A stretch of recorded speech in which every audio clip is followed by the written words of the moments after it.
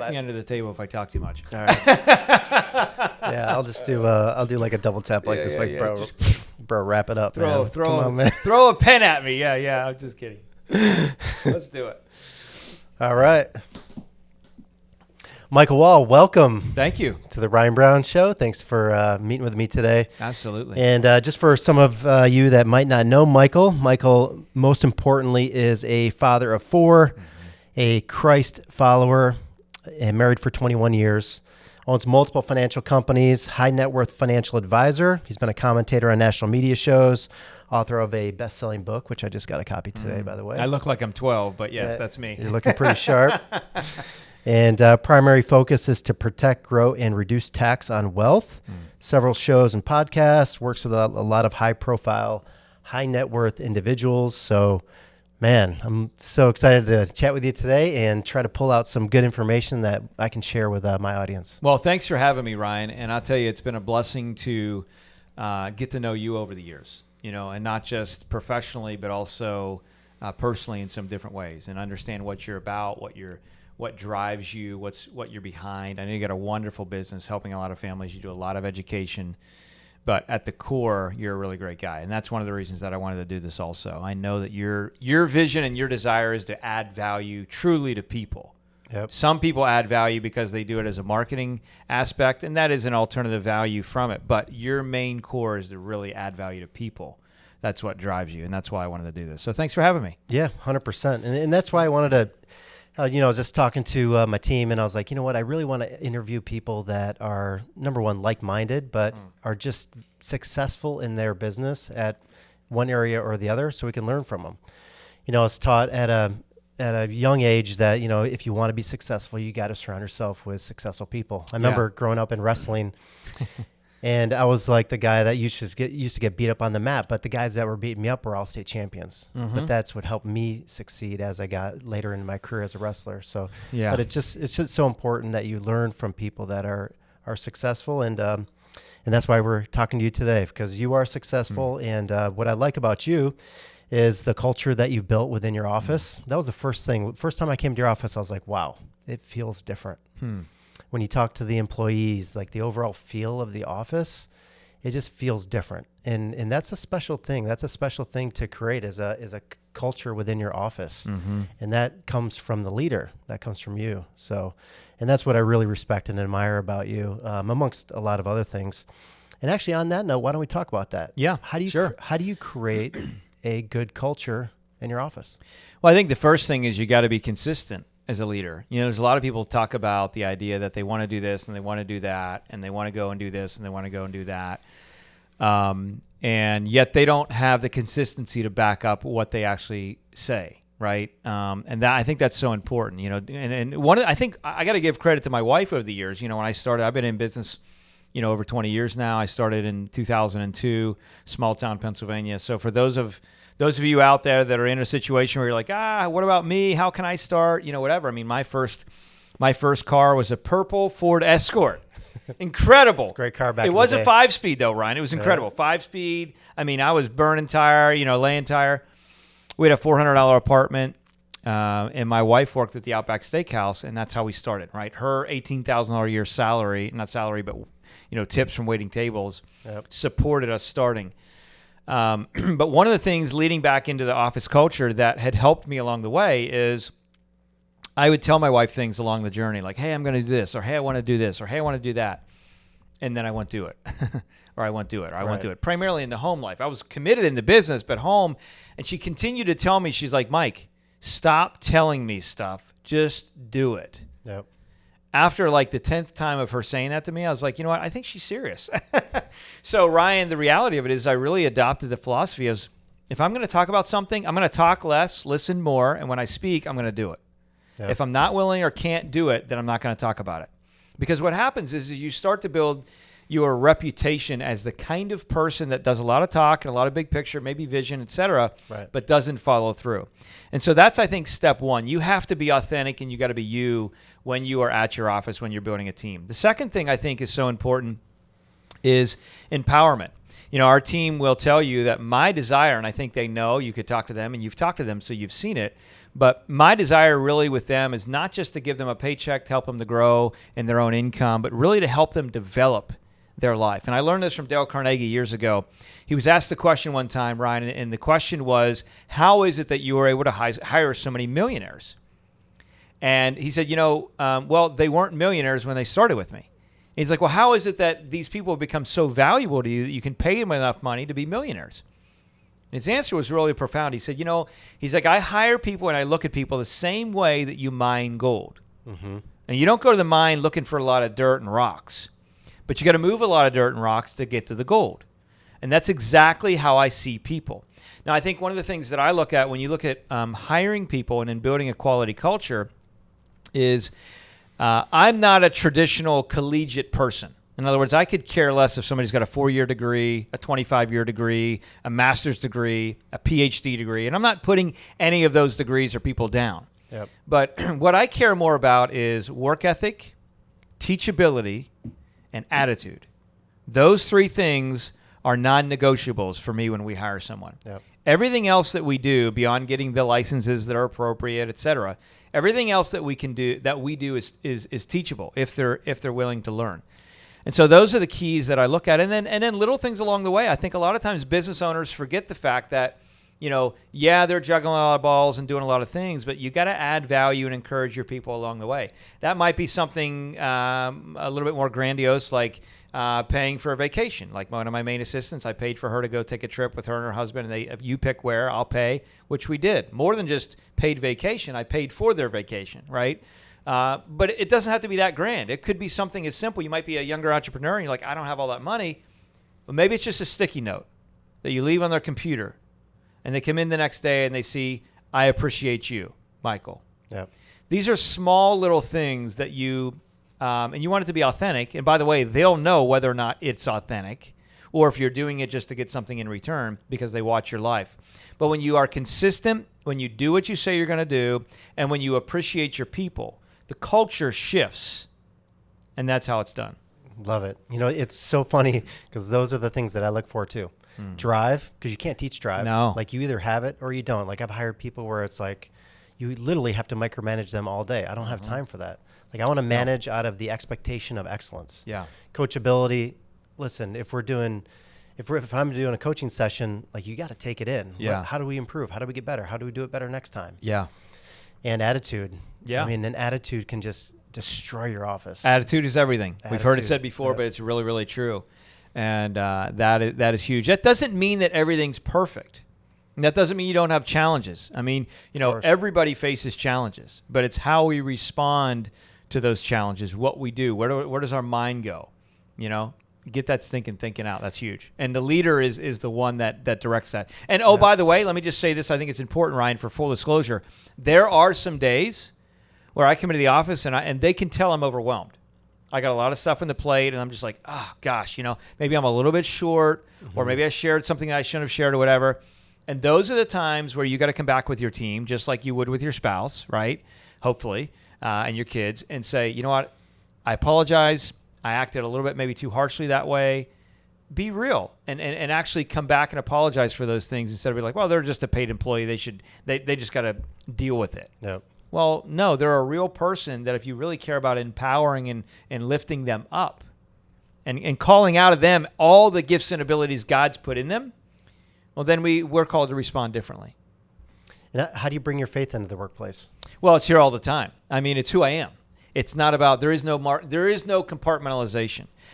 I am cautious, though, because there's a lot of people out there putting the Jesus fish on their car and be like, hey, we love Jesus. You should love us as far as in business. And, so that is something that I do try and pay attention to a little bit. But you're going to offend people, maybe not offend people along the way. But at the end of the day, you got to live out your morals and beliefs. Yep. And, again, consistency is the key.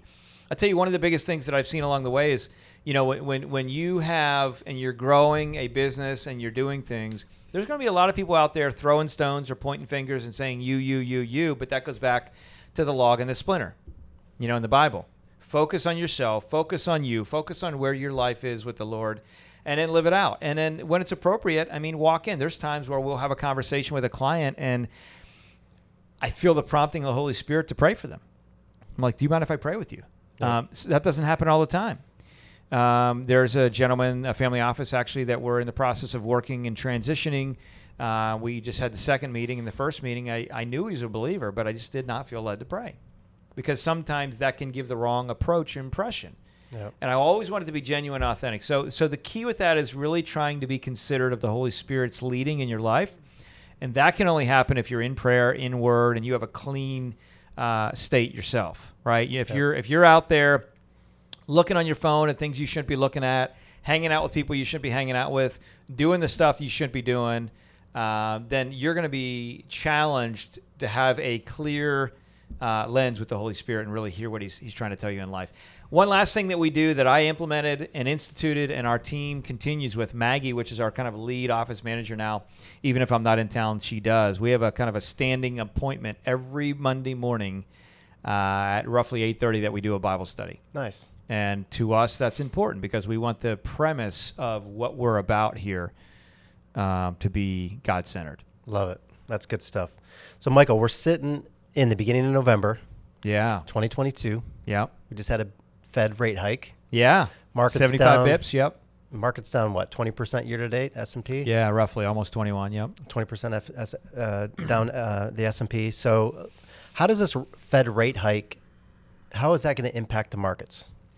That's a great question. I am not optimistic about the markets right now in any way, shape, or form. And I'm not a pessimistic guy. The reason I'm not, well, a couple things, you've heard the idea of insider trading and different things like that, the whole Pelosi effect or whatever you want to say it. There's a Senator Carper, I wrote his name down so I didn't get it wrong. He sits on the Senate Finance Committee. Mm-hmm. Now, it's so interesting. November 3rd, we're shooting this on the 4th. November 3rd, which just so happens to be my 21st anniversary for my wife and I. Congratulations. Thank you. But November 3rd, Senator Carper just bought HDGE, which is a bearish hedge on the market. Okay, so think about this for a minute. Here's a senator that sits on the Senate Finance Committee on November 3rd buying a hedge against the market. Right. So what does that mean? That means that he will make money if the market goes down. So if the market goes down, he'll make money kind of thing. It's shorting the market essentially is what it is. Right. So why am I bearish right now? Well, first off, I think a lot of people will have to take a look at where the trend, the overall big trend is. I know there's day traders, which I'm not a big fan of. I don't mean they're bad people. I mean, you can get yourself in a place where you lose a lot of money that way. But I think if you look at the overall trend of the market, Ryan, from the beginning of January to now, we are still in a negative trend. Yep. That trend line has not been broken. The other thing that you have to realize is we are at the tail end. A lot of people just think about the last year, 2 years, 3 years. We are literally still at the tail end of a 13-year bull run, all the way back from 2009. This is where you got to get macro in the situation. Again, a lot of times people get micro and they look at just what today, tomorrow, yesterday, last week, last month. The macro is, since 2009, we have been in a bullish market. The trend has been intact until the trend has recently been broken this year. Why is that important? Well, it's the longest bull run in the history of the United States and the market. The longest bull run in history, number one. Number two, we're in a situation where we got $30+ trillion of national debt. We got $150 trillion of unfunded liabilities. We got, a government gone wild in a lot of ways. We have policy that doesn't make any sense. Mm-hmm. We have an economic climate that is been stagnated by the linchpins and the crunching down of things politically that just don't make any sense. I mean, all we got to do is look back and say, where were markets? Where was the free enterprise system just 2-3 years ago? And you hear now today, it's much, much more. I think all of the supply chain issues and all of the things that we're facing. I mean, listen, we just built a new house, Ryan. We bought a couch for the house. It's in November. It's not going to come until the end of January. And that's like people say, oh, you should be happy because, 2-3 months ago, it would have been 6 months, yep. Right? I mean, we bought refrigerators. It took us almost a year to get them. So these are all things, unfortunately, that have been created by the system. Has nothing to do with the war or this or anything else like that. Has everything to do with political policy. And so when we look at where and how we invest today, Ryan, I think it's so important that we realize that it's not anymore just about here's the next best Amazon, and you're going to make $1 trillion in 3 seconds. Right. It's about understanding all your risks: political risk, inflation risk, interest rate risk, business risk. You know, there's a lot of different risks that we face today. So where do I see the markets right now? I think if somebody's in a place where they have a lot of money invested in the market in a 401k or a Roth IRA or an IRA or even some type of a retirement account, I think it's still okay, even though the market's down 20%, to be somewhat conservative. I did a podcast on the Invest Well show actually talking about how 7.7 trillion with a T dollars for wealthy investors are now in the process of literally moving off the stock market. Where are they putting the money? Well, they're going private. They're going in private investments. They're going to alternative real estate deals, private equity, and a variety of other things. Now, the benefit to that is they're going to be shielded in some ways to market volatility. The disadvantage to the general investor, which has less than $1.2 million of investable assets or makes less than a couple $100,000 a year, if they're in that category, they are not considered an accredited investor.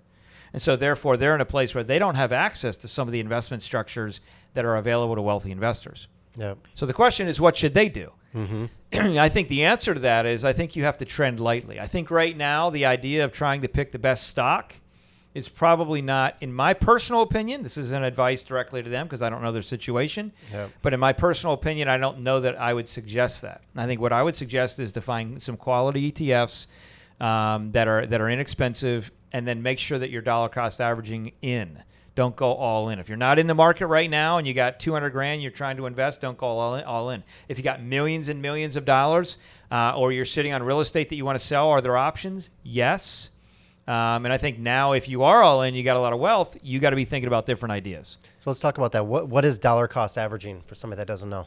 That's a great question. So dollar cost averaging is the idea of averaging out cost, right? So imagine Ryan, we're going to go buy in Apple, right? Everybody's got an Apple phone. Not everybody, but some people, right? Mm-hmm. Apple phone. And you're like, I love the Apple stock. I love the company. I love what they're doing. I want to buy the stock.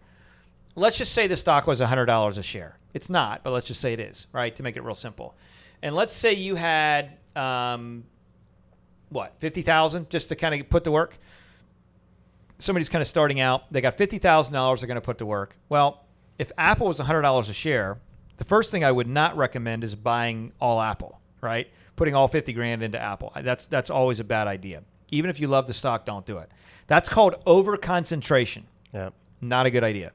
So what you want to do is figure out how much of my $50,000 or whatever the number is I want to invest into Apple stock. Maybe that's 10% of your portfolio. I probably wouldn't go above that. But let's say it's 10%. Well, in that scenario, 10% of 50,000 is $5 grand.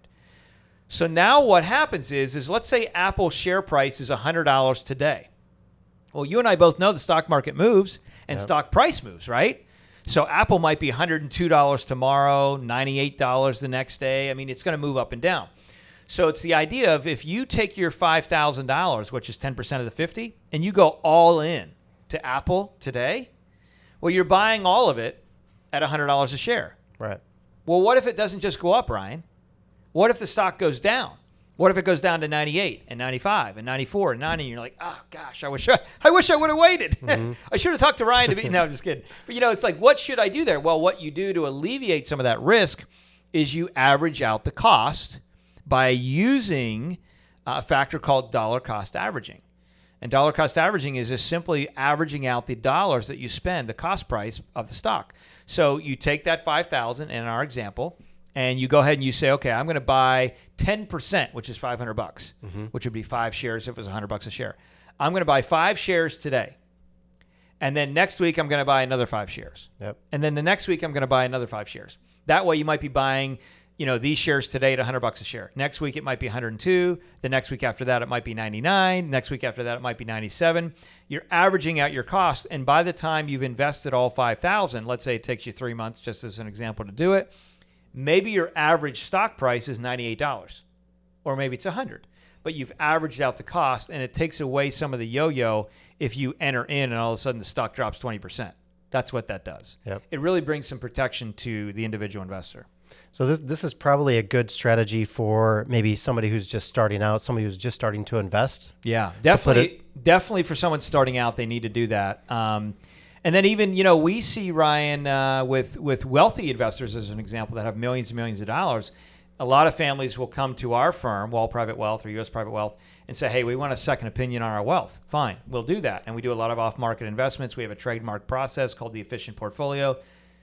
But even when those assets come over, if we are using and utilizing markets as part of the portfolio, like 10, 20%, 25%, we will take that lump sum money and we'll dollar cost average into the right investments that we want.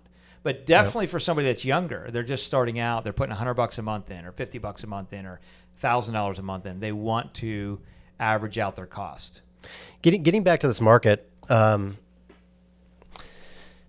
sounds like it's going to be challenging for a little while. What are your views on how long are we going into a long-term bear market? Do you feel? I think we are. Do you feel the market could turn next year? I do. In the next couple of years? I do. I think this is going to be longer before it's shorter. And that, I know, one of the reasons that I left doing national media for 6 years is when I was on CNBC or Fox or whatever, you'd listen to commentators all day and one would be like, I think this is going to be the best bull market ever. I think it's going to be the worst bear market ever. It's like all over the map, right? My personal sentiment is the fact that there's a couple factors that are different today. I think these are very important. So you don't want to miss this. And this isn't really even being talked about right now. It was talked about before, but not so much today. So one of the things that we had over the years from basically 2010-ish all the way up through the Trump administration and beyond a little bit was QE, quantitative easing, which is the idea of the Federal Reserve, which is a private company. Many people don't know, right? Private companies. Federal Reserve is about as Federal Express. Right? So it's a private company, never audited, and basically creates monetary policy in our country, if you think about that. They own all the currency. Essentially, everything that you and I have ever purchased, and anyone that's listening to this has ever purchased in their lifetime, has been purchased by a note from the Federal Reserve. All you got to do is pull out any dollar and look on top. It says a Federal Reserve note. Well, what's a note? It's a debt. Yep. That's for another conversation. But at the end of the day, I think when you take a look at what's happened, we have the Federal Reserve that's been printing money like crazy for years and years and years and years, and funneling that money into the economy via buying treasuries, okay? If you think about it, I always use the analogy of a swimming pool. So here are your kids, Ryan. Let's just say it's an above-ground pool, right? And you put it together by yourself. So you took the suit off, folks, and you put the pool together, and the kids are swimming in the pool. They're doing their thing. They're hanging out. And you're there with the hose, right? Not a little hose, but a fire hose because you borrowed it from your fireman neighbor, and you are just launching water into that pool, and it's overflowing, and it's crazy, and the kids are falling off the side. And you're like, Dad, it's too much water. Okay, great. So then you move it to the little garden hose, and it's like, okay, now it's sustained, and it's okay to some degree. You have some evaporation from the sun, but the water hose takes care of it. Well, now imagine you actually take that fire hose, and you hook it up to the side of the pool, and you reverse the flow. And now you start pulling all of the water out of the pool, and your kids are still there swimming, and they're doing this. That water's coming out of the pool. That's what's happening to the economy right now. Yep. The Fed is literally pulling a lot of that off their balance sheet. So what does that fundamentally mean? What that fundamentally means is we have to ask ourselves the question, was the growth in the stock market, Ryan, over the last 4, 5, 6, 8, 7, 10 years, was it real growth? Right. I don't know that it was. Before 1982, corporate CEOs were not able to actually buy their own stock back. After 1980, it was illegal. They changed the law, and then after 1982, they made it such that they could. Corporate CEOs have bought millions. Think about it. If an Apple executive buys 30 million shares of Apple stock, what do you think that's going to do to the stock price? Right? Yeah. I mean, it's going to push it like crazy. So that's some of the stuff that was going on.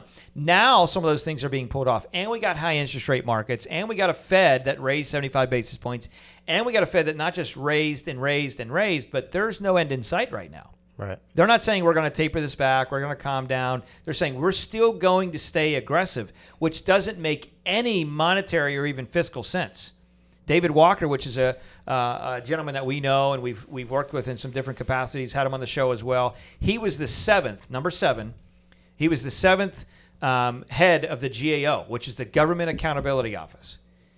Basically the top CPA in the country. And one of the things that he said in relation, and I'm kind of paraphrasing for a minute here, but he said the way the Fed is moving right now doesn't make any sense for normal fiscal policy unless you're trying to implode the system. Now, when you look at all of that, we still have to navigate in the midst of all of that. Yep. So what should investors do? I think it's a good idea if they have a lot of money in the market right now. I don't see a problem with hedging some of their bets a little bit. One of the ways they can do that is by simply shorting the market. That could be done through the HDGE, that's an ETF. Another ETF, which is SH. Like when I did it nationally on media, I would go, shh. It's SH, Ryan. That's a play that literally just is a 1-to-1 short of the S&P.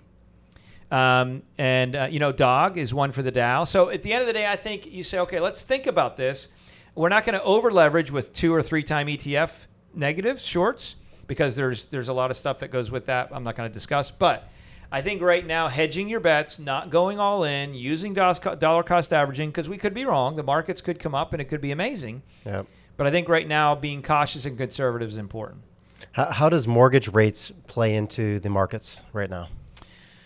Well, I guess that's kind of a loaded question. From our perspective, it really doesn't play into it at all. It doesn't affect us at all per se, because when you look at a lot of these companies that we're working with or that we may want to work with, they don't necessarily care about. They have enough capital. They have enough capital in cash. A lot of these companies have capital in cash.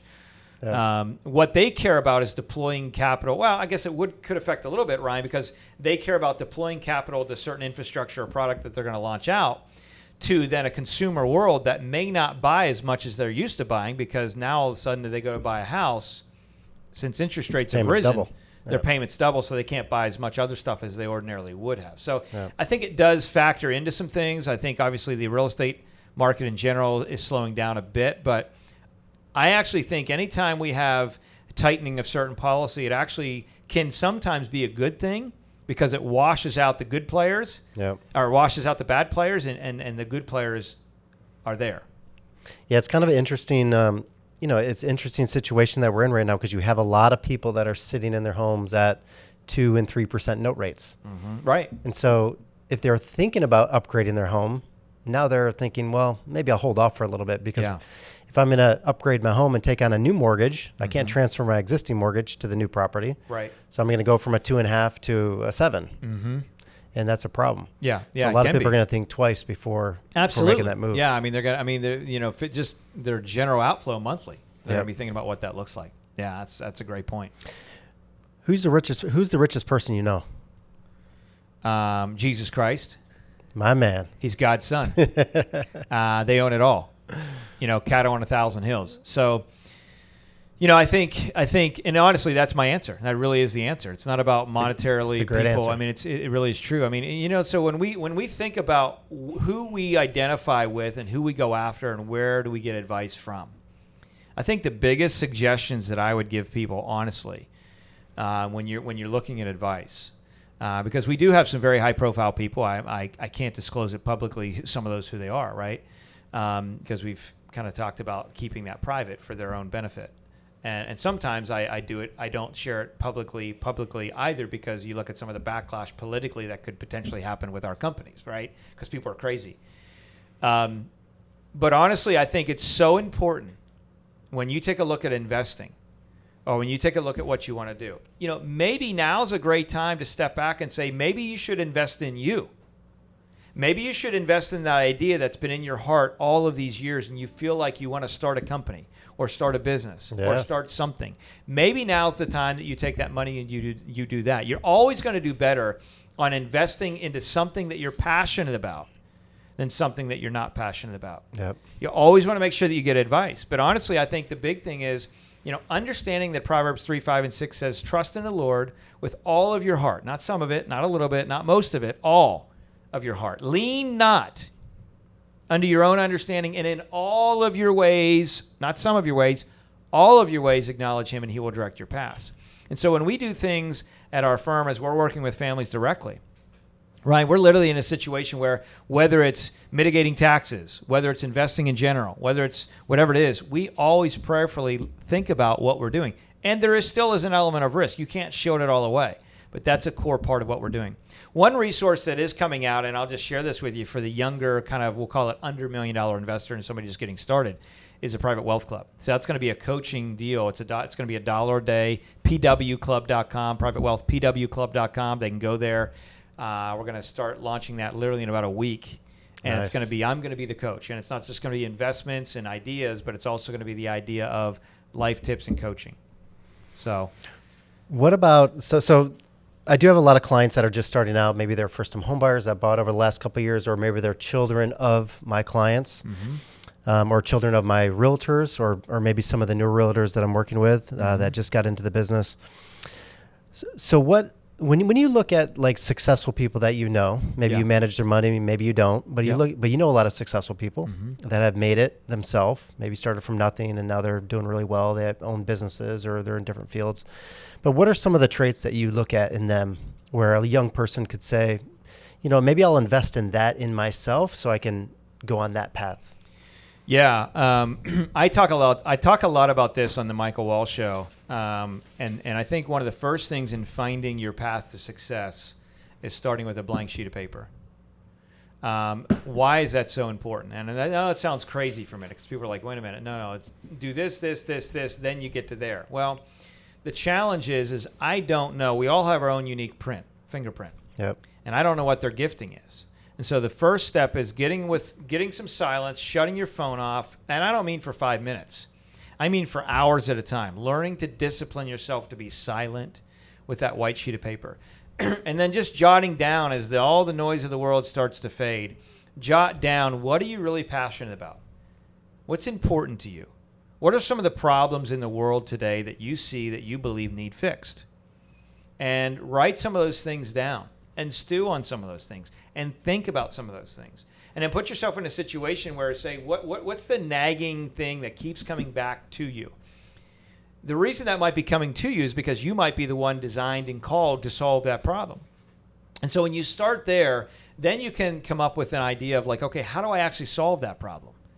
And find the right resources and people that you can connect with. Don't talk with Johnny on the side that doesn't know how to do it. And then the last thing that I'll say in relation to that, as far as successful people, I think if I had to say there's one common thread, if you say, Mike, okay, there's one common thread that links different successful people that I've gotten to know and work with, whatever, throughout the years, I would say focus. The ability to specifically focus on the task at hand. With all of the phones today and all this stuff going on, we have lost in a lot of ways as our culture the ability to focus. That singular task of being able to focus is so crucial because what happens is, you know, I learned this a long time ago from Darren Hardy. And the philosophy is sprint and recover. Can you imagine, Ryan, if somebody was a runner, right? They ran a marathon or they were running sprints in the Olympics, whatever it may be. And their training looked like this. Started at 8 in the morning to 5 in the afternoon. And all they did the whole time to try and get faster is run the whole day. Well, that would be ridiculous. You got to run, you got to rest, you got to go to the gym, you got to work out, you got to stretch, you got to eat healthy. Yep. You got to get your mind right so when you hit the wall, you know, as you're running, you can push through. So it's this idea of sprint and recover. So I started adopting this into business. And what it actually practically looks like, and anybody can do this, by the way, what it practically looks like in whatever you're doing, whether you're a student, you're studying, whether you're a mom at home with kids, whatever it is, it's the idea of saying, okay, here's the task that I'm going to focus on right now. And for the next 45 minutes, dad, mom, CEO, employee is unavailable. I'm not picking up the phone. I'm not doing anything else. I'm focusing only on that task for the next 45 minutes. That's your sprint. Yep. Then you press pause and recover. You take 10, 15 minutes, head up, right? And you reset. And when you do that throughout your day, you'll find that in a 3 or 4 or 5 hour period of that sprint and recover, and maybe you need to start with 20 minutes at first, and then go to 30, and then go to 45. When you start to do that and get disciplined to do that, your productivity will go way up. Your ability to focus will go way up. But that is a singular trait that I see with very, very successful people, is they are not a jack of all trades. They're a master of one thing. They stay with it long enough to be a master, 3, 4, 5, 7 years typically in one particular industry to really become a master in it. And then you have the ability, the skill set, the bandwidth, the revenue to hire people to do some of the things that you don't maybe love to do potentially. and then you can branch off to something else and become a master in it. So master this before you master that. 100% agree. I mean, I would say in the mortgage business, I've been doing it 20 years now. It probably took me 11 years before I really got it. Yeah. I really got it, and I really started to become successful at it. And I would piggyback on what you just said, would be to find good counsel and ask for advice. Yeah. And don't be afraid to. It's crazy. Like I think about, like I'm one of the top originators in the country, but no kid ever calls me and says, "Hey, listen, can I sit with you for a day? Yeah. Can I learn from you? What made you successful?" Yeah. Things like that. And that's one of the things that I did early on, by the way. I would find people and I hate when people say, "I just need to pick your brain." I hate that. Nobody wants their brain picked. But how about rent your brain? So I would say, you know what? These people's time is valuable. So people that were better than me, independent, whatever, and I would rent their brain. I'd connect with them, and I'd pay them time for lunch. Yeah. And that's how I learned. I literally just had a guy on Instagram reach out to us the other day. He's like, "Hey, what's it going to cost to sit down with you?" Yeah, Gary Vee says that. He says, listen, if you want to get into a business, you're right out of college, you're right out of high school, you wanted to get into something, go work for somebody for free. Yeah. You'll learn from them. It makes a lot of sense because when you think about it, people are going to this collegiate system for 4 years or however long they go, right? And they're paying thousands of dollars a year to be taught, in some ways, theory by professors that have never started companies, never run businesses. It doesn't make any sense.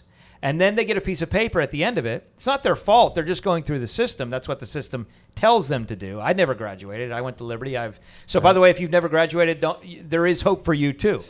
I got 30 credits in. It's all good. But at the end of the day, one of the things I know is no one's going to work harder than me. No one. That's right. No one's going to work me under the table. I'm going to work and work and work and focus, work and focus. Now, when I was younger, I worked aimlessly and I was all over the place, like a ball in a pinball or whatever it may be. Now, bull in a china shop. That's what I was looking for. Now I'm in a situation, Ryan, where I am very, very, very focused. People ask me, how in the world are you able to do this? We got 7 or 8 things going on. I got 4 companies. We got a lot of stuff happening. The reason is I go back to what John Maxwell said. You need to know when you need to be 100%. You don't have to be 100% all the time, but you need to know when you need to be 100%. Yep. And so a lot of times people are like, if they're following me on social media or whatever it may be, they're like, how are you able? You're at the breakers all the time. You're golfing all the time. You're here, you're there. It seems like you never work, Mike. Well, I was like, well, you're seeing what I'm posting in the times that I'm taking a minute to unplug. Right. Which is a fair amount because I'm so focused while I'm working. And that's the difference. When you really focused while you're working, and honestly, my brain works in such a way, Ryan, where I'm thinking about stuff all the time. How can I grow? How can I add value? Get in that circle. But get to the place where you master something. I don't care if that's washing cars. I don't care what it is.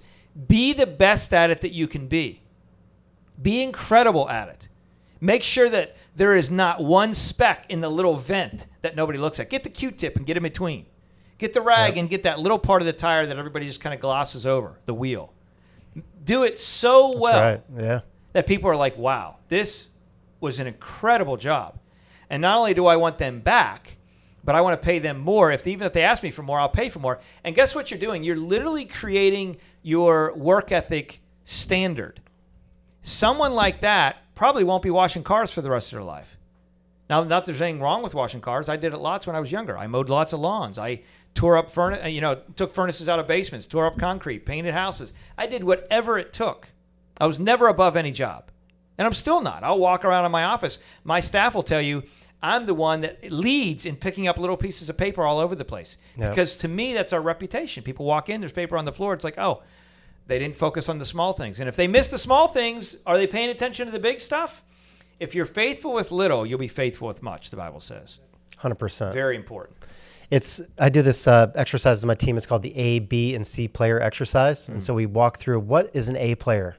So an A player on the team is somebody who comes in early, who stays late, who goes above and beyond, who doesn't need to be micromanaged, who always goes the extra mile, who picks up the crumbs on the floor, who brings business into the team, who talks to their friends and family. Wow, I work for an amazing team. Who brings in leads to the team, who encourages their other teammates, who has a great attitude. Like that's an A player. A B player, they come in to work on time. They're a good employee. They're consistent. They're just a good average employee. And then your C player is typically a little bit of A, a little bit of B, a little bit of C. It's like, sometimes they're hot, sometimes they're cold, sometimes they have a bad attitude, sometimes it's good. But I had this conversation with my team the other day. Is like, listen, we're going into a challenging environment. Rates are in the 7s. Business is going to slow down. A players have job security. Yeah. I will go to 0 salary, 0 compensation before I'll let an A player go. Yeah. B's and C's, I can't guarantee that. Yeah. C's are gone for sure. Yeah. Yeah. B's can't guarantee that. Yeah. But the A players, that's your job security. But it doesn't matter like what you're doing. If you're in financial advisor or the washing cars like you just talked about, like do it with excellence. Yeah. Go above and beyond. Yeah. And always always be in a place where you genuinely want to add value to people. Yeah. And look to kind of I love what Zig Ziglar said, and I was a big Zig Ziglar fan. I sold books door to door 80 hours a week in the summertime when I was in college, even though I didn't graduate. Again, as I said, I did sell books door to door. Zig used to always say, basically the idea that if you help enough other people get what they want, the day will come when you can get what you want. And so, we know that champions are not made on feather beds, right? It's the idea of you have to put in the effort. A lot of people don't know this, but the highest paid profession in the world is sales. The lowest paid profession in the world is also sales. And so the idea is there are companies all the time that are looking for top-notch, quality, authentic, genuine salesmen. Now, the key with sales, a lot of people think, well, you're selling me on something that I don't want. Some people do that, and that's unfortunate. But a true salesman takes someone through what I call the Socratic method of leading people to a decision. Telling is not selling. It's questions. Asking questions. If I take my car, Ryan, to a shop to get the tires changed, I got to take it down to the shop here, actually get new tires, and when we're done with this. And if I go down there and they say, hey, Mike, I was looking at your car, and I noticed that your driver's side front tire is wearing a little bit more on the inside than it normally should. And let's say I didn't know that, right? And they showed and pointed that out to me. Well, I wasn't there necessarily. Maybe I'm just going to get an oil change as an example. That was my initial goal. Right, but they show me that. Now they're like, hey, we need to align your car. Well, I wasn't planning on getting aligned. It's an extra cost than I was planning on paying, but it's going to save me money in the long term. They didn't sell me on that. They helped me understand a problem that already existed, and they made me aware of it. So important. And I think one of the things that I love about what you're doing is you're right. In your industry right now, you are moving into a challenging economic time for mortgages and things like that. But where the cream will rise to the top is an organization that says, okay, what are different ways that we can continue to add value to the people that have blessed our business and have been a part of what we're doing over the years? Yep. One of the things you're doing is this show. Another thing that I know that you do is you add a lot of value to realtors as you teach them about different ideas. We've talked even directly about the idea of connecting with and giving realtors the ability to know how to help people unlock property that they might want to sell, but they got a lot of capital gains. There's a lot of opportunities and ways to do that. Yeah. We help families with that all the time that want to sell but want to mitigate or reduce or eliminate taxation on the sale. So it's about looking for ways beyond just the norm. Anybody can make money when markets are easy. That's right. The challenge comes when markets are challenging. And I preface it this way, at least in the financial industry, and I'll share this, Ryan. It's the idea of people like, oh, my advisor's done pretty well for me over the years. Oh, really? Is that so? Might be a great person, might be a friend of the family, and that's wonderful. But let's really think about this for a minute. So when the markets went up, did you make money? Yeah. When the markets went down, did you lose money? Yeah. Okay, so let's ask this next question. Did your advisor charge you a fee when the market went up for his management? Yeah. Did the advisor charge you a fee when the market went down for his management? Yeah. And when the market went up and down, was the conversation from the advisor pretty much that he can't really control the market, and so we just have to ride it out? Yeah, that's what they told us. Okay, so here's my question. If the advisor can't control the market and charges the same fee essentially when the market goes up and then the market comes down and the market goes up and the market goes down, my question is what is the fee really for? If he can't control the market and you're going up and down with the market, then why are you paying him a fee? You can make money and lose money all by yourself without paying an advisory fee. Yeah, you just throw on the S&P. Of course. Buy ETFs, call it a day. Have a nice day. So the real planning comes in when you say, okay, what else is out there? That's why we've lived oftentimes with anywhere between 80 to 85% of our entire portfolio off market. We're not ebbing and flowing of things. We do a lot of research and strategic deals that have given us the ability, really, when I unpack the Harvard and Yale endowment models, how have they been so successful? We've adopted that philosophy, integrated that philosophy, built a proprietary trademark process with that philosophy in a lot of ways, and now we have used that for years and years and years with families. So what is that doing? And it's the same thing kind of in what you're doing in relation to preparing in advance and being proactive in your industry. How can I think differently? Opportunity doesn't go away. This is a great idea for many folks out there that are starting or even in. Money doesn't go away, it just moves. Mm-hmm. So let's pay attention to where things are moving. Let's pay attention to how we can get involved with where things are moving, and let's make sure that we do our diligence in advance. And more importantly than everything, white sheet, white paper it. Yep. Get silent. And am I stepping into something that God is calling me to do, or am I stepping into something that I think I should do because I'm allured by the dollars? Right. Very important. Love it. Man, good stuff. Crypto. Yeah. What's your thoughts on cryptocurrency? I like crypto, be honest with you. I think the last, it's a great question. I think the last pullback in crypto, oh my gosh, lost a lot of money. I think it's cleared a lot of the noise out of the industry. In fact, this is kind of soft, but I'll share it anyways. A lead advisor at our team, we're actually launching, everything's been up and done now. We're launching a fund called Lion Key Capital, and it's a digital assets hedge fund, which I'm super, super stoked about. That's going to launch in the next couple of weeks. One of the things that we know is when you look at crypto that actually has real utility, there's some cryptocurrency as an example that can actually process transactions faster than MasterCard.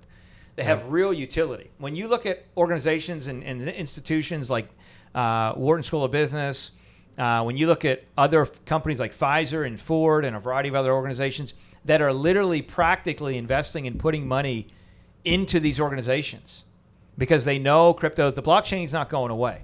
Whether people understand it or not, it's not going away. Now, is there going to be new regulation that comes out around it? Yes. Is there going to be navigation that goes on with it? Yes. But that's been like anything ever, right? There's always going to be shift and change. But now that it's here, and because now that it's got as much global adoption as it has, there's certain countries that will allow you to pay, obviously, for a variety of different things with crypto. So it's not going away, but I think it will change. And so that's why we wanted to preempt the idea of saying, okay, let's let some of the lost leaders get out of the industry, but let's make sure that we ourselves are involved. And listen, I know about crypto. My lead advisor, I won't mention his name right now, knows way more than I do about crypto. And then there's another gentleman helping him that knows even more than him about crypto. And so that's why we've put this together, because we've spoke on it, we've been involved with it, et cetera. And so I think... How much of the portfolio should be in crypto? You mean if somebody's got $100,000 or $1 million or whatever it is? Yeah. I think any time that you are in a place where you want to diversify, I think 10% is plenty. 10? Yeah. Yeah, and I think you start out with 5. I think you start out with 5, then go to 10, and I think you got to ask yourself the question: are you going to do it on your own, or are you going to have somebody help you? A lot of people want to be a Johnny Do-It-All. I'm just going to do it myself because I don't trust anybody. At some point in time in life, you're going to have to learn to trust people. Well, I disagree with that, Mike. Well, let me help you understand why you will. Someday, when you're in a place where you have some major medical situation, God forbid you're in a car accident, and the paramedic comes and wants to pull you out, are you going to be like, wait, time out, I know I'm unconscious, but I'm not going to let you pull me out until I trust your credentials? You don't know this guy from Adam. He might have been drunk last night, and yet he's pulling you out of a car and saving your life. Now, think about that just for a minute. So we're in a situation as people where we need to spend time to do the diligence to find people in our lives to trust them. What is the big differentiator, Ryan, between those that are wealthy and those that are not? They understand the importance of paying good money for great advice from people that know things that they don't know. Yep. That would be number 2. Remember I said about the idea of focus? This is number 2. Be okay. Do your research, but be okay with paying money, good money, for great advice to help you with things you don't know. Yep. You cannot know everything. And if somebody spent 10, 15, 20, 25 years of study in a field, pay for good advice. There's value to that. A lot of value to it. Think about it. You go to college and pay hundreds of thousands of dollars for a degree. The practical application in your own life is what? How do you pinpoint real dollars to what you paid for? It's hard to do. Yep. Because when you think about it, even somebody with a degree, they go work for a company. What's the first year to 2 years of that person's job look like? They basically got to teach them everything about how their company works. So what was the benefit of that 4-year period? Well, the benefit was becoming independent, learning outside the box, learning how to think on your own, there's a lot of I'm not saying there's not value. There's a lot of value to that. Right. But the point is then people get out and they say they're done. I'm done paying for advice. Well, now's when your time starts.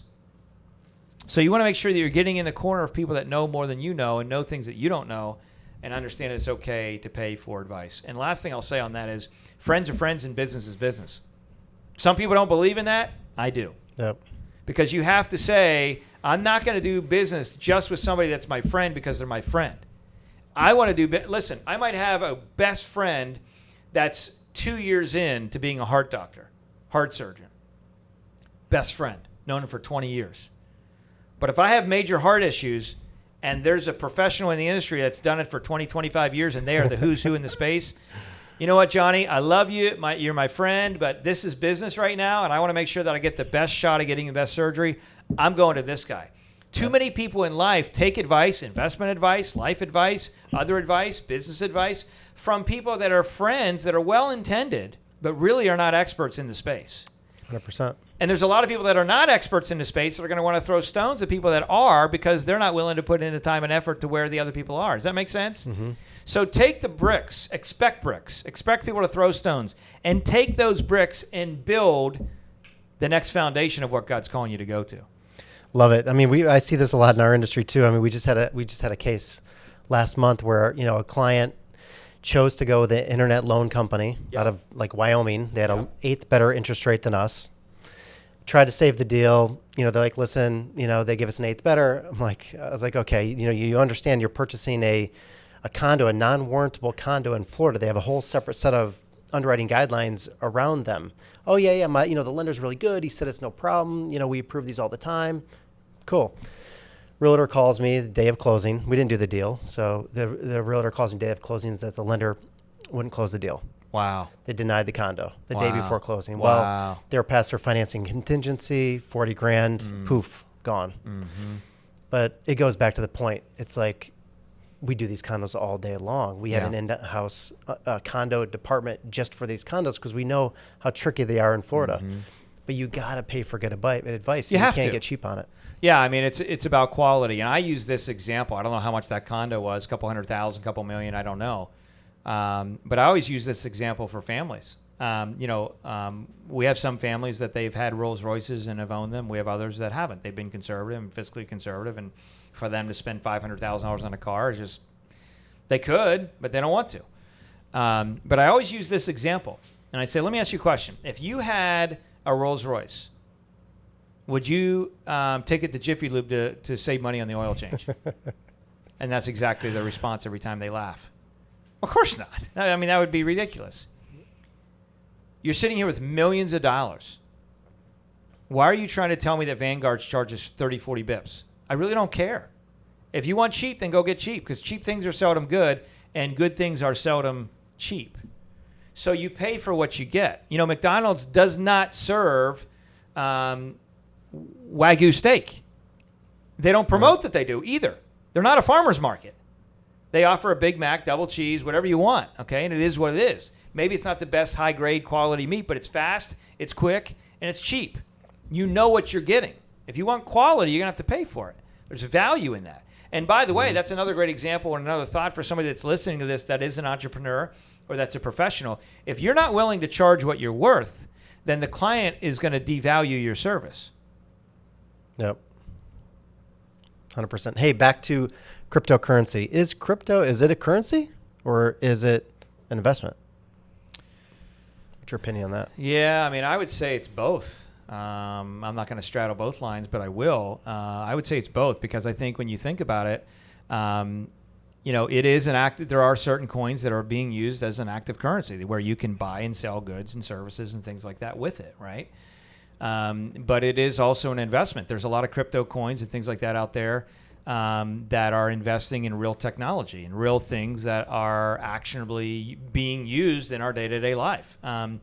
And so when you think about that, I would say it's both. I think the biggest thing, again, like anything else, a lot of people don't want to miss the train when it leaves the station. So they jump on real quick and just say, oh, I want to get involved with that too. They don't do any research. They don't think about it. And then you lose a bunch of money and they say, oh, that was ridiculous. Big crock. I lost a bunch of money. Da-da-da-da-da. Well, not necessarily true. It's like somebody saying all real estate's bad. Well, that's not true. Just because interest rates are rising and single-family home prices might be pressing pause for a little bit, that doesn't mean real estate's bad.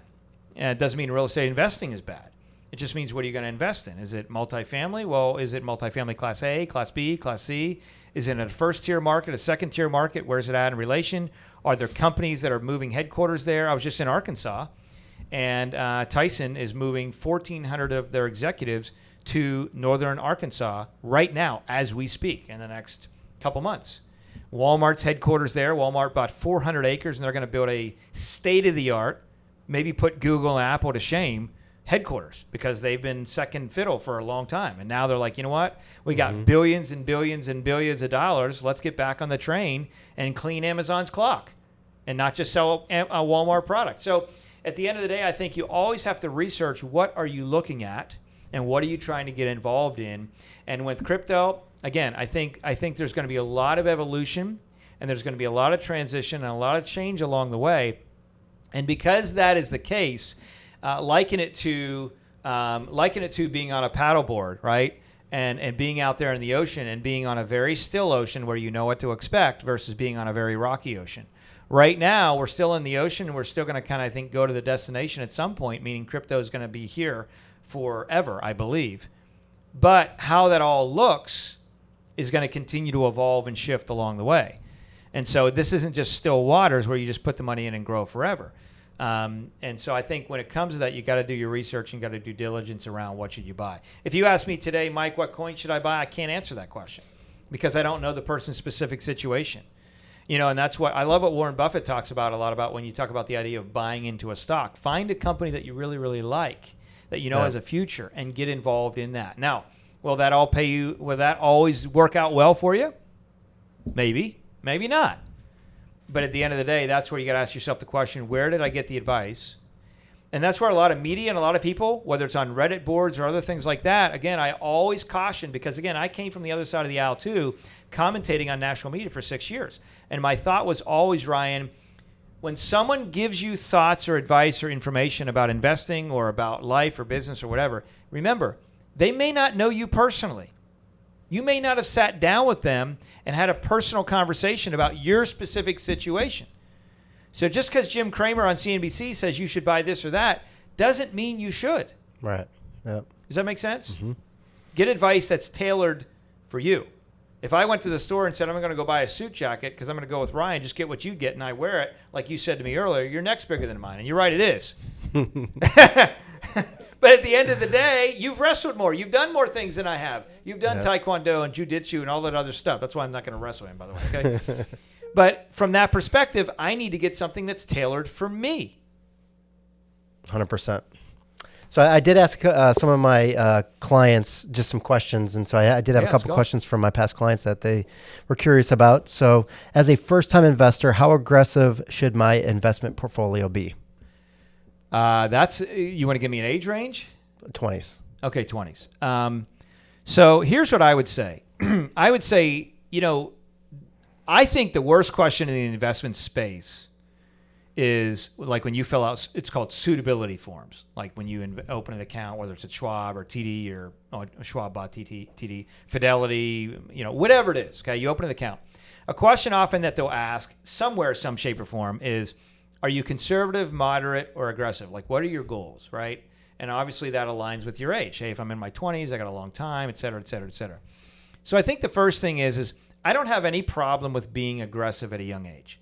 Before I would go invest in the market in general, and I'm going to be talking about, by the way, in a lot of ways on the Wealth Club. So pwclub.com, or if they want to connect and get that $1 a day coach. One of the first questions you have to ask yourself is, are you passionate about starting a business yourself? I would say if you are, then focus there. Put your money there. Invest in you. Don't invest in the markets. because you're going to kind of half in, half out invest when you're like, this is really what I want to do. If you don't have any desire to do your own company, like maybe you want to be in a media, maybe you want to be in a digital space and do video or take care of all this. Okay, well, then take your money and instead of putting $5,000 a year in the market or $10,000 a year in the market, use it to buy equipment that you know you can make money on. Does that make sense? Mm-hmm. Even in my own company, when I started out, I was very, very light in investing, and I was in the investment space. Why? Because one of the things that I knew is I could take $1 and invest it in my business and go get new clients and make $10 to $12 on it in 6 months. Right. I can't have that. I can't get that kind of return in the market, right? And so investing in yourself, I think, is very, very important. I had a builder that I won't mention his name, very profound builder, building huge stuff on the islands. And years ago we met, and that was the exact advice I gave him. Is I said, hey, don't give us any money. Actually invest in yourself. Let's look for ways to reduce your taxes, right? Very important. But let's make sure that beyond that, we're taking the money and you're investing it in your own brand and what you want to do. Well, now, I mean, he's grown tenfold plus. So I think the first question is you have to ask that question. Yeah. The second thing that I would say is if you're younger and you want to be aggressive, I understand that and I get that. Still, being young, no one wants to lose money. So that being the case, make sure that you participate in what we talked about earlier, which was dollar cost averaging. So pick your portfolio, maybe pick 3 or 4 or 5 ETFs. Maybe pick a few stocks that you like, exchange-traded funds or ETFs. I don't like mutual funds. I mean, not that I don't like them, but I think ETFs are less expensive. Yep. It's really the way to go. More newer, modern version of buying markets, and you're diversifying. So you buy an ETF, you're diversified between 10 to 15 to 100 or more stocks. That's number one. You got diversity right in an ETF. Number two, you're in a place where they're less expensive usually. Number three, they trade like a stock, so you can be in and out, as opposed to mutual funds. It's end of day or after 2, which may not matter longer term. But find your 3 or 4 ETFs that you like. Find a couple stocks if you want to do that as well, and then figure out your number. If I'm going to invest, $1,000 a month or $10,000 for the year or whatever it is, I'm going to say, okay, I'm going to invest that $1,000 a month, and I'm going to invest $250 a week. And I'm going to diversify that $250 a week, and I'm going to take out of the $250, I'm going to put 50 to 60% of the money into 4 different ETFs, and I'm going to put the other 40% in X amount of stocks. Never having any more than 10% in any one stock. I don't mind having more than 10% in an ETF because it's diversified, but I would not put any more than 10% in any one stock. Now you might be pleasantly surprised and find out that stock rises 3,000 million% over the next whatever. And you're like, gosh, I wish I would have put more money into that.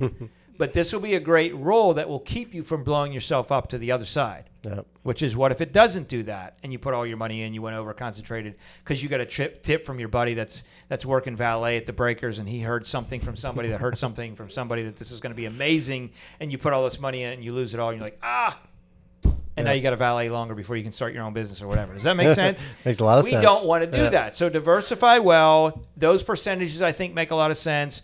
And then use dollar cost averaging, but I have no problem with being aggressive.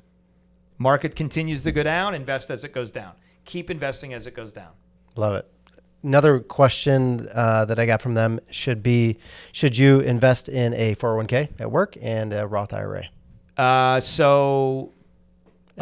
a young investor, just getting into the career. Yeah. I think as a young investor, I think a 401k. So here's what I would do. There's benefit and disadvantage, I think, to a 401k. The benefit is oftentimes you'll get a match. Now, I know your current CPA will say, hey, invest in your 401, you get a tax deduction. I don't care about that. Remember, I'm on the other side of investing. I'm working with most folks that are 45, 50, 55, 60. They have wealth. They're moving into what I call 30 to 40 years of unemployment. Yeah. So I see the other side. The CPA, when somebody's younger, 20s, 30s, says, put in a 401k, it's a tax deduction. In my opinion, yes, it is, but it's not a tax deduction. It's a tax deferral. So let's make sure we clearly understand what that looks like. Mm-hmm. It is a tax deferral. And if you look at legislation, you understand what the government says in relation to qualified money, IRA, 401k, 403b, 457, profit sharing, that's all qualified money. What does that mean? It's qualified to be taxed someday. Right. So the question we have to ask ourselves is, will the tax brackets go up? But a lot of people may not know, Ryan, is right now we are historically at the lowest tax bracket in the history of the country. The highest tax bracket for the most wealthy was years and years ago. It was 92%.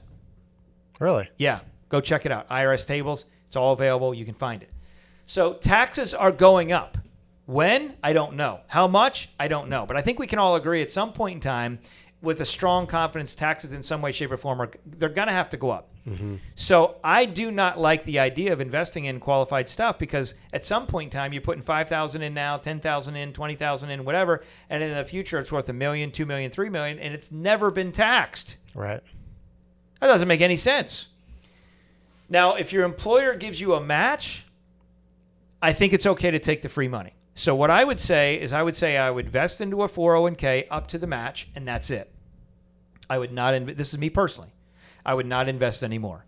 The other thing that's a challenge with the 401k is you have limited investment options.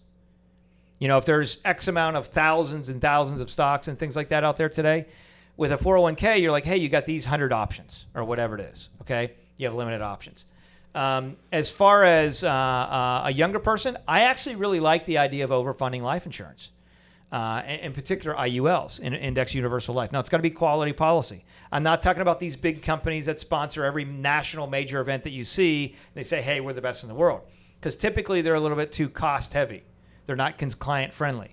And we have a young professional division, you may not know, that people that make at least X amounts, hundreds of thousands a year, that we help people look into that. Why?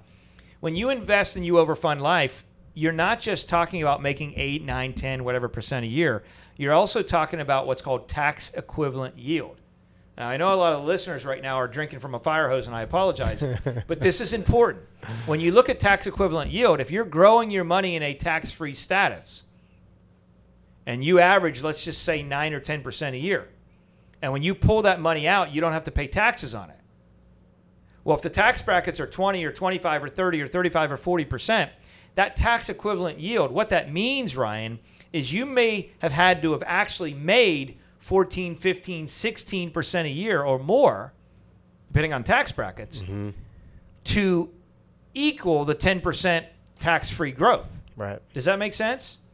Now, again, you don't want to necessarily get into this with somebody that's just selling insurance. That's all they're doing. And like, hey, let's meet for breakfast and we'll sell you this too. Because you want to make sure it's designed correctly. You want to make sure the fees are correct. You want to make sure the company's correct. And it's really a consumer-driven contract. Right. Very, very, very, very important.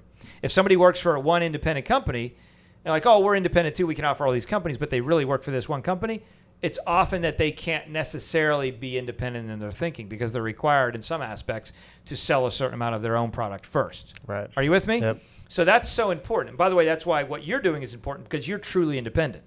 You're agnostic. Mm-hmm. You don't care who's the best. You're going to be able to align the consumer with who's the best. So I like that as an idea for a younger person, because tax-free money growing is really, really important. Should they do a Roth IRA? That was your second question? Yep. I think a Roth IRA makes a lot of sense financially if you can. I think at some point in time that Roth IRA window is going to end. It's going to go away. And I like a Roth. I would not do a Roth inside of a 401k. I would do a Roth independently. That way you have a lot of investment options. And again, the benefit of that is, yes, you're paying it taxes today, but taxes that are all-time low, and you're growing an asset that's 100% tax-free. So for a Roth, you're putting it in with after-tax dollars, and then it's going to grow tax-free. And then when you pull it out, it's going to be no tax. Right. So if you think about it, if you say, okay, what's the difference between a Roth IRA versus a life insurance overfunding life? And I would not do whole life, my personal opinion, by the way, because it's too expensive. A Roth, you're in a place where you're investing after tax dollars. You paid tax on the money for the year. You didn't get a tax benefit for the year, but you're putting the money in an investment that's now going to grow tax-free, not tax-deferred. Right. That's very different. Same with life insurance, overfunding. You put money in a product that is growing tax-free, not tax-deferred. The only benefit with life insurance is you immediately have a death benefit. So if you were to die, you put $5,000 a year, or $10,000 a year, whatever it is, into the policy, and you're in a situation where immediately you're going to have, based on your age and health, $500,000, $1 million, whatever it is, in death benefit. So it's just a little added bonus. And with life insurance overfunding life, you don't have the restriction of how much you can put in, whereas Roth you do.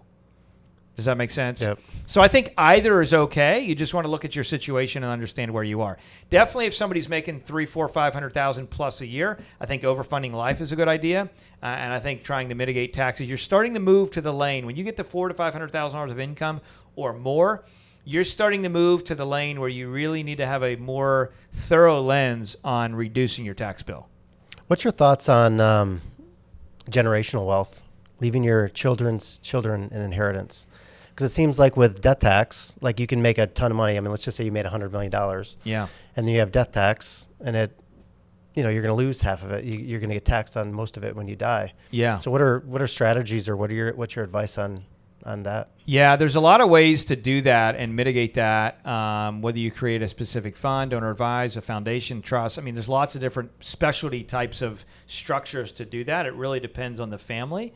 That is something that people need to be thinking about right now for sure. Even if they have just real estate, they own a bunch of real estate and it's part of their net worth. Because 2025, the rules are changing in a big way, and so you're going to be able to distribute less and less and less. That might get ratified, so I don't want to talk about what that will or won't be. That can always change a little bit. Yep. But the point is, I think it's important. I think the big thing that you got to think about is, what does it look like, Ryan, for the future generation? Because one of the worst things that you can do for your kids or grandkids or their kids is leave them a pile of money and take all of the purpose from their life. Right. So I think it's important. Yes, I think biblically it's our calling if we can, right? To, in a lot of ways, as Dennis Waitley says, plant shade trees under which we'll never sit, which is prepare for the future generation. But I think we want to do that and be very intentional that we do it with strings. And you're putting the strings around the wealth, not because you don't like your kids and grandkids, but actually because you love them. You know, the true job of the parent or the adult is to teach the child what's right, whether they like it or not. And it's the same way with transferring wealth. So you do need, now is a time, especially in the next 2 years, if somebody's listening to this and they have, 7, 8, 9, 10 million or more in total net worth, boy, we really got to start doing some advanced strategy and planning, because the rules have changed. And we're going to be giving a lot of money to the government, way more than they want to if they want to. But I think creating the kind of planning necessary for your family or your foundation is very important. I think bringing the kids into the conversation sooner than later is important. The last thing you want your kid to do is walk and live life in a laissez-faire mode where they just kind of give it halfway because they know they're going to get a big nest egg in the future and whatever. Well, maybe they don't live that long. Maybe they die. Maybe they get hit by a truck. Maybe they whatever. You're taking your purpose from them. So have that conversation and say, listen, this wealth was placed in our hands through the lens of stewarding it, not only for the future generations, but to help kingdom purposes if they're believers, right? Or maybe they're not, and they just want to philanthropically be involved in organizations that are near and dear to their hearts. So I think having those conversations sooner than later are really important, and putting the kind of strings around them are really important. I'll give you an example. My kids are all young, like younger. Like my oldest right now is 14. We have a 13, twins are 11. So we have planning right now that says if my wife and I were to die, right, we have somebody that would step in. Just so happens to be my uncle. Mm-hmm. I won't give them their name, so that way if we die, then people will be knocking on his door. But at the end of the day, we have plans already in place that says him and my sister will take over the kids, watch the kids essentially, right? And they will only get the interest from our net worth. They'll only get the interest, which will be way more than enough for them to live on. But when one of our children turns 18, then that child then starts to get the interest from their portion. Does that make sense? Mm-hmm. So they start to just get the interest. Now, when each child then turns 18, they start to get the interest, just the interest made every year from that portion. When each child turns 25, how we have it set up is then that child gets the ability to get 50% of the lump. Mm-hmm. So they get a big lump sum and like, oh my gosh, this is amazing, whatever, okay? Well, maybe they blow it. Maybe they go buy Ferraris and Lambos and do stuff, and who knows what they do, okay? I don't know. But maybe they blow it. That's why we only gave 50%. Because hopefully the training and things that we've instilled with them at a young age, biblical principles and all of these things, they're going to have time to live life and let their hair down. That's normal. It's going to happen, right? I'm not naive to that. But then when they're in a situation where when they turn 30, they get the other half. So hopefully they've been in a situation where they had that moment where the son goes out and blows the inheritance and then comes back to the father and say, I screwed up. Well, the father and mother's not here anymore in that scenario. And then in that scenario, they say, okay, now I'm getting the other half at 30. I've learned my lesson a little bit. I'm going to be a better steward. Because I don't want to blow them up financially, but I also don't want them to feel like Dad didn't trust me. Right. So he never gave me the ability to do anything. And that's why you have to have family communication. Now, right now, our kids are a little bit too young to be talking about that. Yeah. You know, because you can really, from a young kid, take all the fuel out of their fire if they know, God forbid, Mom and Dad die, I'm going to get X. Right. I don't want to do that. Exactly. But yet, and hopefully we don't die. I may outlive you, son. But I think generational wealth is very important. And let me just say one other thing. I know that was a long answer to the question, so thank you for bearing with me on that. But I think the other thing, Ryan, this has to do as well with where the money is currently being managed. This is a conversation that we're having right now. A lot of people right now have someone that's advising them with their wealth, and Johnny or Sally or whoever the name of the advisor is, and they're great people. But they're working with this big, large national firm. And this big, large national firm is supporting organizations that the investor are diametrically opposed to. Does that make sense? Yeah. And so now you're saying, okay, well, I like Johnny. He's been our advisor for 10, 15, 20 years. Well, Johnny, the advisor, is not receiving all of the fees that are being charged on your investment. So simple math, if somebody's got $10 million, and let's just say it's 1% a year, that's $100,000 a year. Johnny, the advisor, is not getting $100,000 a year to manage their money. Johnny, the advisor, might be getting 30, 40, maybe 50%. The rest of it goes to the company, whatever that company is. And there's a lot of big brand companies out there that manage money. You've heard the names. The question is what is that company doing with the money? What organizations are they supporting? What things are they involved in? And maybe the things they're involved in are actually opposed to pushing ideas, ideology, philosophy on children, young kids, whatever it may be, gender identity, all this stuff. And maybe they're involved in supporting some of these things that you are opposed to. And you say, yeah, but I'm not directly involved. I beg to differ. You actually are. And the fees that you're being charged, even though you may love Johnny, are actually going in some way indirectly to support organizations that you're diametrically opposed to. So if we want to talk about legacy and generational improvement for our society, we must wake up and say, time out. I need to, even though I love Johnny, I am called as a steward to realign my wealth with a firm that thinks differently, that has kingdom-minded principles. And if the benefit of how the wealth is improved and managed better, that's just a bonus. That's icing on the cake. But at the end of the day, I'm in a situation where I know the fees that I'm actually being charged for management of my money are going towards organizations, because this company now is giving to things that I actually align with. Yep. Does that make sense? Mm-hmm. This is all part of stewardship, and I believe all part of the generational wealth conversation. Nice. Good stuff. So I want to wrap it up. I do have a few rapid fire questions. Go for it. If you had to pick one golf club to use on a golf course, what would it be? PXG. You talking about the club? The club. Yeah. I like the gosh. I think an 8. 8 iron? 8 iron is probably my favorite club. Okay. Yeah, it's just, I just hit it pure, I hit it clean every time, yeah. Favorite business book? God Runs My Business. It's old school. It's the story of R.G. Letourneau. He's the guy that God gave the wisdom to create machinery, which was used to create roads in this country. Cool. God Runs My Business. It's not even in print anymore. My book on the inside says Billy's book from like this library, but God Runs My Business. Love it. Nice. If you could have lunch with one person, dead or alive, who would it be? I would say it'd be Zig Ziglar. I went to a conference with Zig. We got to know him a little bit after the conference, and we spent a little bit of time together. But I would love to spend a little bit, even more time with him. Just a wealth of integrity and a man of his word. So one of the first books I read was Over the Top. Over the Top, yeah. Yep. But it was even better on audiobook. Yeah. Because he's like so passionate. Deep dish or thin crust? It depends on where it's from. I like thin crust, but I also like deep dish. So how about, can I do both? Gas or electric? Gas.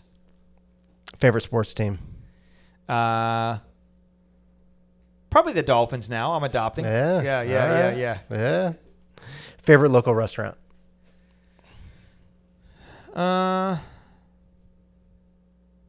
Boy, I would say for a place with great venue, I love every spot at the Breakers. Yep. That's a special place. Yeah, special place. Yep. I like Honor Bar, great spot. San Ambrose is good. If you're just gonna chill for lunch, I like La Bamba's, Mexican. There you go. Yeah. All right. Best business advice you ever got? I would say the best business advice that I ever received was be the man you want to be in the future now. Nice. Love it. And last, we're sitting here December 31st of 2023. Is the S&P up, down, even? Where's it at? I think it's down. How much? Got your crystal ball. Yeah, I don't have one. I think 40%, maybe 50. Wow. Mm-hmm. I'm bearish. Wow, very bearish. Yeah, let me say I'm optimistically bearish.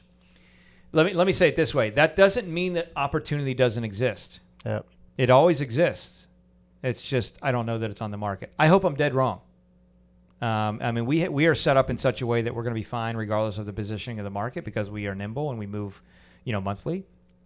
But if I had to give my gut guess, I think 40-50% negative, maybe more. Wow. Yeah, I think we potentially at some point, whether it be 23 or 24, I think we're gonna break through the 08 levels.